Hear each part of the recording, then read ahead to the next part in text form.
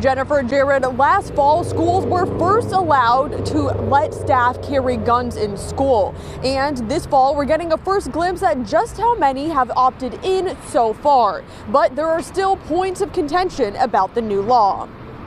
It takes a good guy with a gun to stop a bad guy with a gun. Representative Thomas Hall sponsored the bill that enacted the law permitting schools to arm teachers and staff.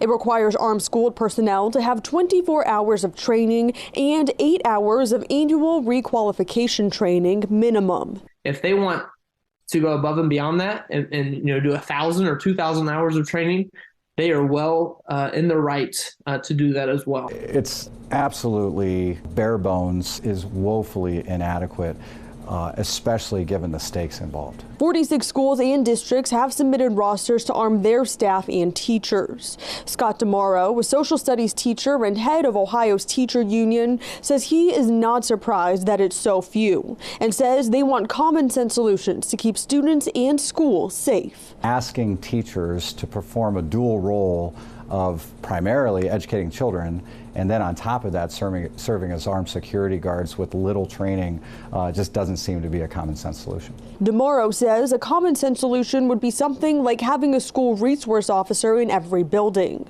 Hall says he agrees, but tells me right now it's not realistic. Basically, it's not feasible because we don't have enough cops in some of these parts of the state.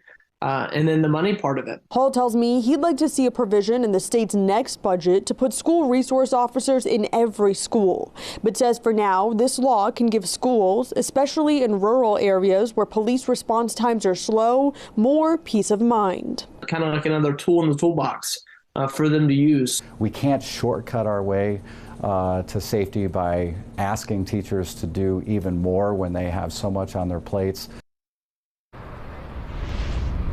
Hall tells me he's talked to other schools across the state that are interested in exploring the idea of arming their staff. He says he thinks 46 schools is a good start, but says he thinks the number will grow. Local for you at the State House, I'm Natalie Fahmy, NBC4.